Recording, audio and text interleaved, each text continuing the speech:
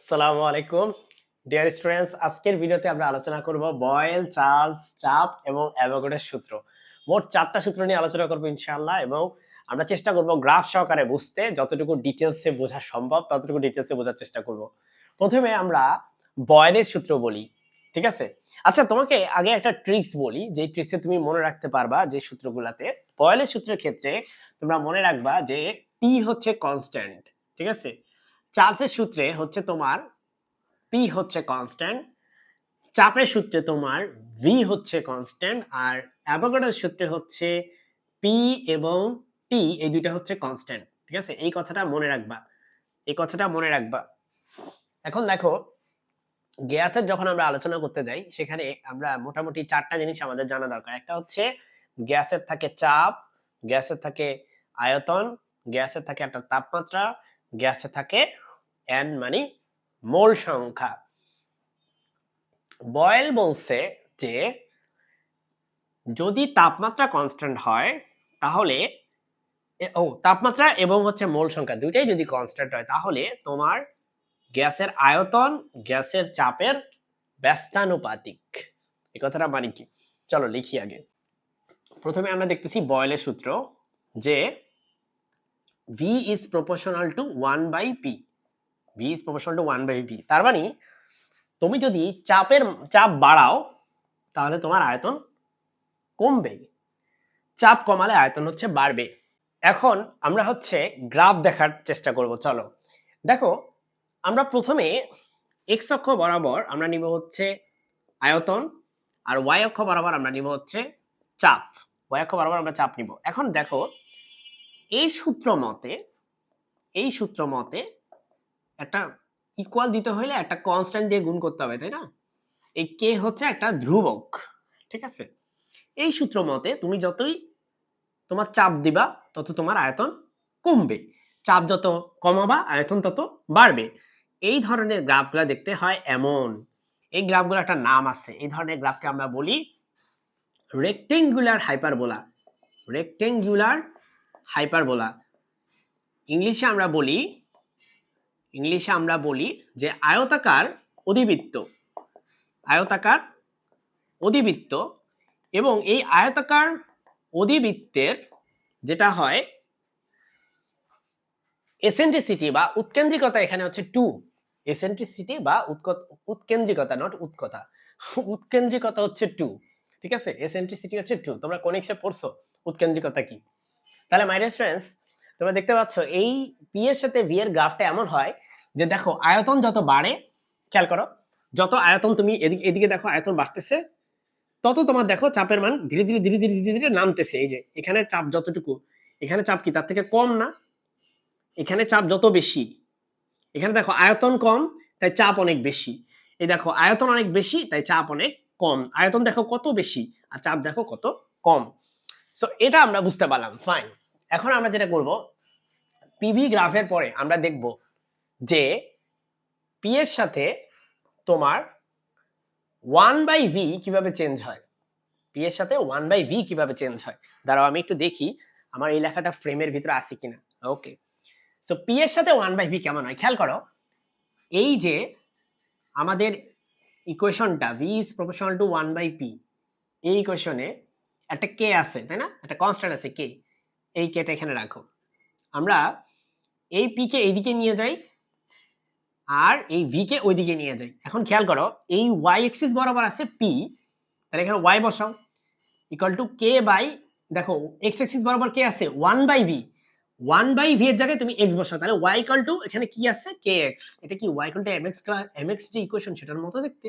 আর আমরা জানি y equal to mx একটা মূলবিন্দুগামী সরলরেখাকে বোঝায়, একটা মূলবিন্দুগামী সরলরেখাকে বোঝায়, যেখানে ঢালের মান হচ্ছে k।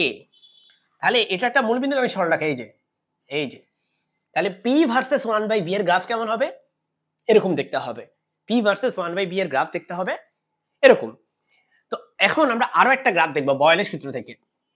বয়েলের সূত্র থেকে আরো একটা গ্রাফ দেখব, সেটা হচ্ছে আমরা ধরো এদিকে রাখবো, x অক্ষের দিকে রাখবো v, আর আমার y অক্ষের দিকে থাকবে হচ্ছে p ইনটু v। এখন খেয়াল করো, এখানে ভালোভাবে খেয়াল করো, তুমি এই p এর সাথে এই v কে গুণ করো, তাহলে এটা হবে পিভি ইকুয়াল টু কে, কে তো একটা কনস্ট্যান্ট তাই না, একটা ধ্রুবক, একটা ধ্রুবক। এখন খেয়াল করো এটা হচ্ছে ওয়াই, এটা হচ্ছে এক্স, তাহলে পিভির জায়গায় তুমি কি লিখতে পারো, ওয়াই লিখতে পারো, ওয়াই ইকুয়াল টু কে। আচ্ছা ওয়াই ইকুয়াল টু কি কে, এটা কেমন ধরনের সমীকরণ বলো তো দেখি, এটা হচ্ছে এক্স অক্ষের সমান্তরাল সমীকরণ। সো ওয়াই ইকুয়াল টু কে, এই যে এটা হচ্ছে ওয়াই ইকুয়াল টু কে, এইটুকু হাইট কত জানো, এইটুকু হাইট, এটাই হচ্ছে কে, বুঝতে পারছো?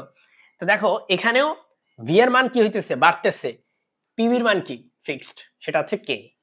ভি এর মান এখানে অনেক বেশি, তাতে কিছু যায় আসে না, পিভির মান কি কে, তার মানে ভি এর মান বাড়ুক বা কমুক তাতে কিছু যায় আসে না, পিভির মান একটা ধ্রুবক সংখ্যা, সেটা হচ্ছে কে।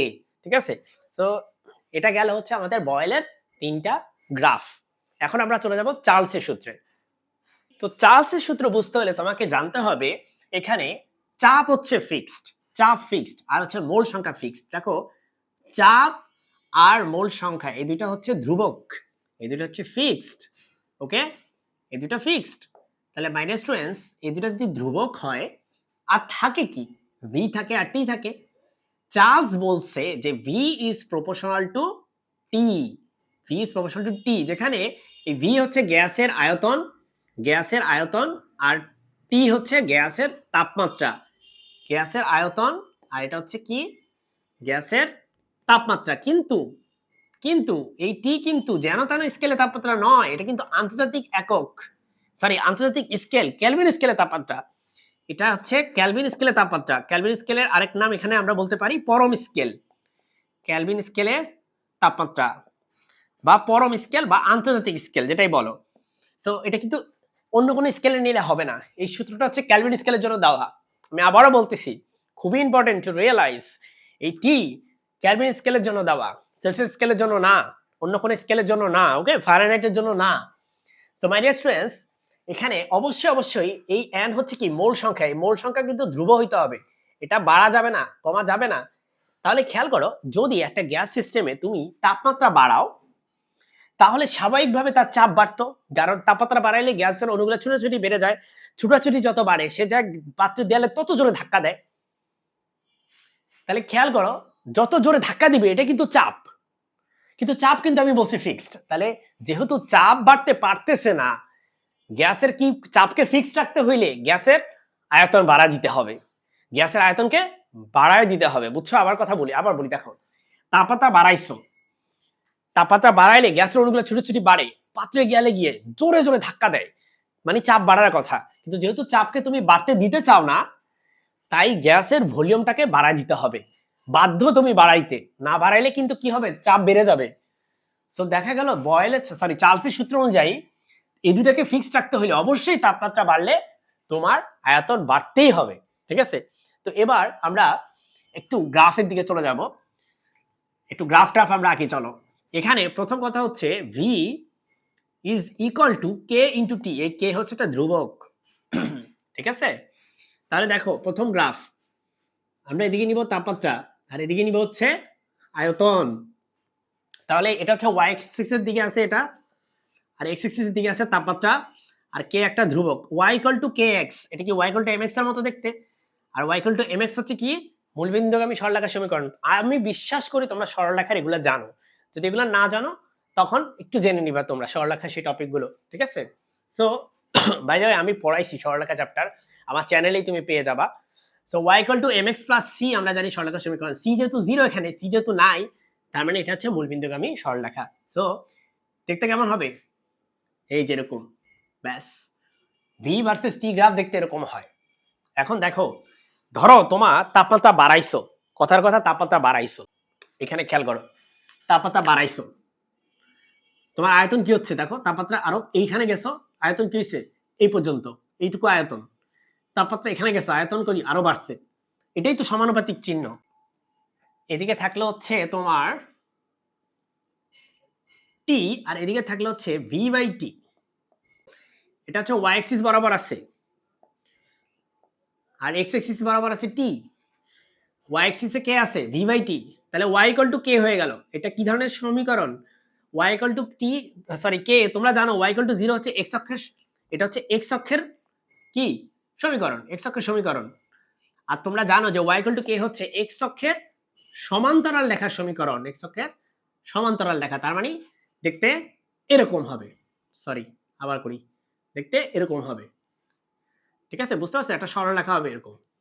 তো আশা করি তোমরা বুঝতেছো যে এটা একটা সরল রেখা কেন হচ্ছে। এই যে ম্যাথমেটিক্স ইউজ করছি আমরা।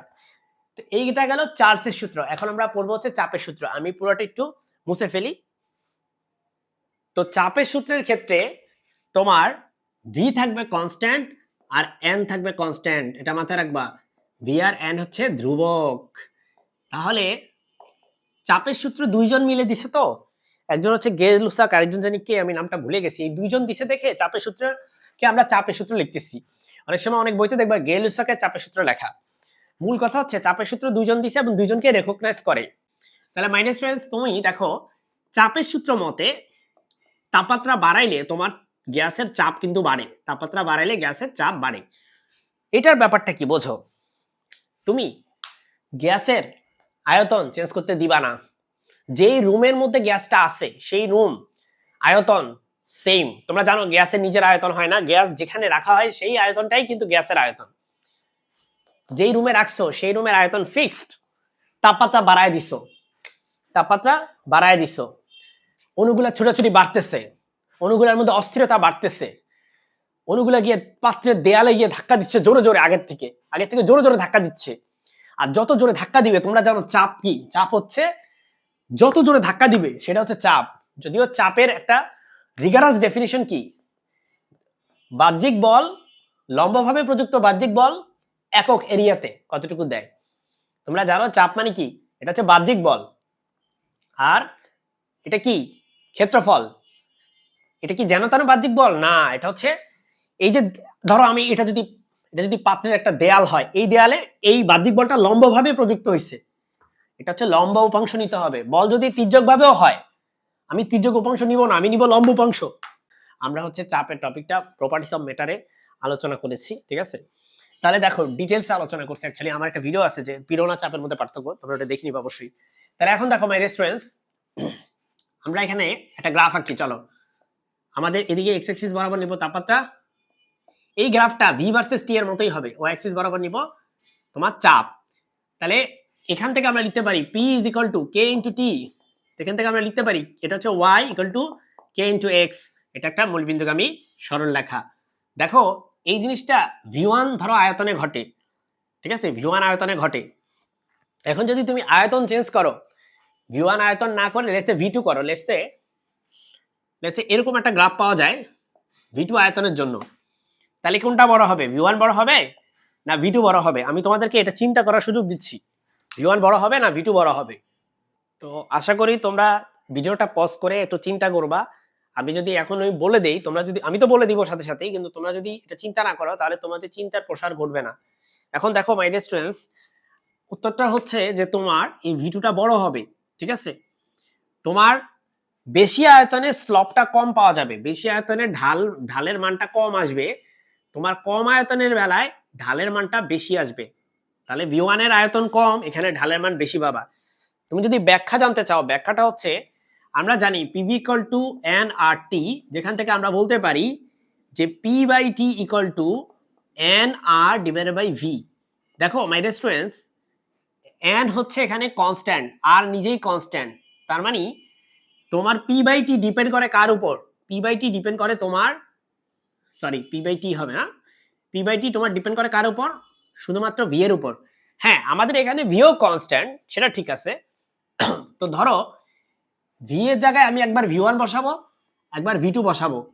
দেখো যেটা এখানে একটা জিনিস খেয়াল করো, ভি এর মানটা যদি, যেহেতু ব্যস্তানুপাতিক সম্পর্ক, ভি এর মানটা যদি তোমার কম হয় তাহলে P/T এর অনুপাতটা বেশি হবে।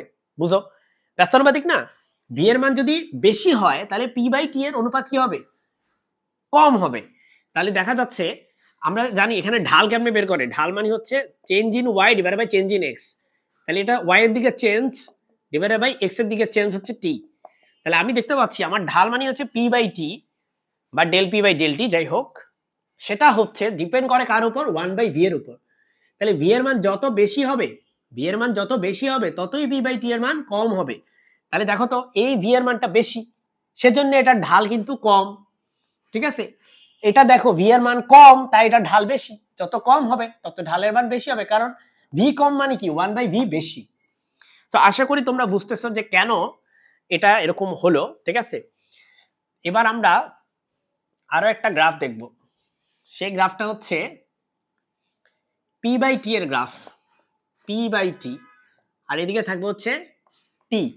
তো এতগুলা গ্রাফ আমি যেহেতু ব্যাখ্যা করছি, আশা করি তুমি সেটা নিজে করে নিতে পারবা। এই গ্রাফটা দেখতে এমন হবে। ঠিক আছে, সো এইটার আলোচনার মধ্য দিয়ে আমাদের চাপের সূত্র কিন্তু শেষ। তো অ্যাভোগাড্রোর সূত্র দিয়ে আজকে আমাদের ভিডিওটা শেষ হবে ইনশাআল্লাহ। অ্যাভোগাড্রোর সূত্রটা হচ্ছে, এখানে প্রেসার আর টেম্পারেচার দুটোই হচ্ছে ফিক্সড। ঠিক আছে, প্রেসার টেম্পারেচার দুটোই হচ্ছে ফিক্সড। সেক্ষেত্রে অ্যাভোগাড্রো বলছে ভলিউম হচ্ছে তোমার মোল সংখ্যার সমানুপাতিক। ভলিউম হচ্ছে তোমার মোল সংখ্যার সমানুপাতিক, তার মানে যত বেশি মোল সংখ্যা তত আয়তন বেশি। যদি গ্রাফ আঁকো এটা হচ্ছে দেখতে এরকম হবে, ধরো এখানে এন আছে এদিকে ভি আছে, তাহলে এটা হবে সমানুপাতিক, মানে এন এর মান যত বাড়বে ভলিউম তত বাড়বে। ঠিক আছে, যদি তোমার মানে টেম্পারেচার আর প্রেসার যদি হচ্ছে একই চাপ এবং একই তাপমাত্রা যদি থাকে, তখনই এটা সত্য যে তোমার যত মোল সংখ্যা হবে ততই হচ্ছে আয়তন বেশি হবে। তো এই হচ্ছে আমাদের আজকের আলোচনা।